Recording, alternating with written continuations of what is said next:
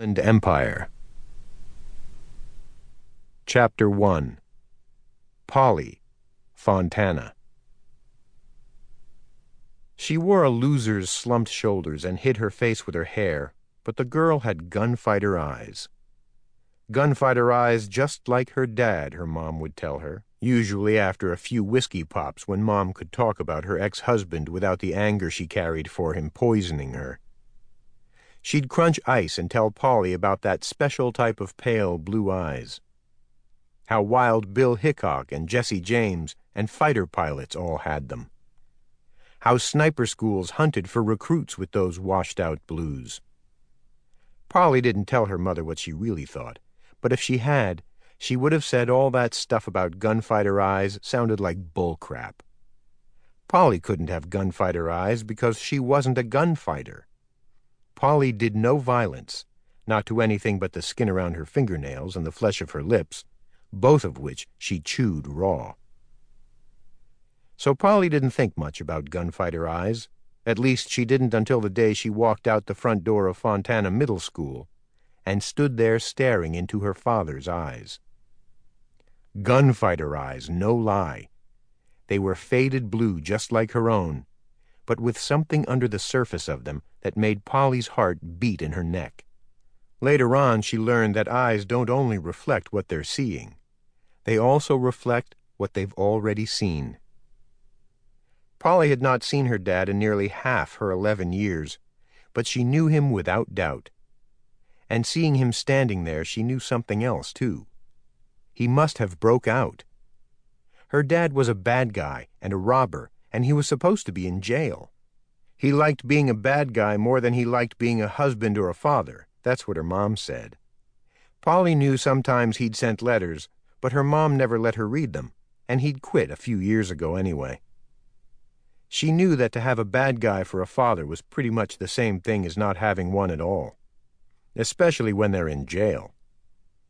She'd heard Mom say that he still had at least 4 more years left before they'd even think of letting him go, and that was if he had good behavior, a thing her mom doubted very much that Nate McClusky could ever have. So if he was standing here and not in Susanville, he must have broke out. Polly wondered if she should run, or maybe if she ought to yell for an adult, one of the other parents or a teacher. But she didn't do any of those things. She just stood there, letting the fear freeze her. Maybe she wouldn't have to scream and yell for help. Any grown-up who looked had to see there was something wrong going on. Her dad didn't look like he belonged there with the other parents, who all had soft parent bodies and soft parent eyes.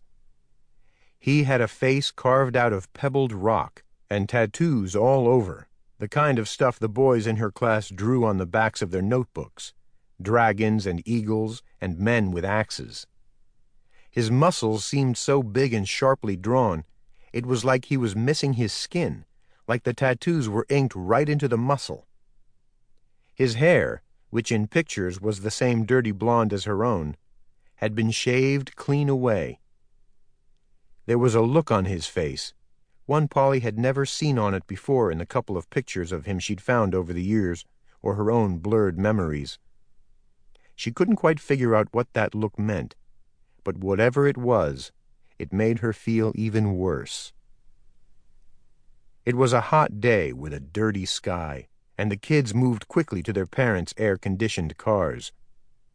They ignored her the way lions ignore gazelles when they already have blood on their chops.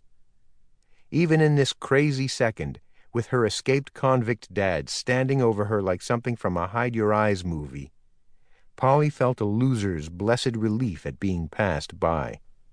Madison Cartwright, who'd been the first to call her Polly Pudding-Ass back in the 4th grade, bumped into her, too busy on her phone to see where she was going.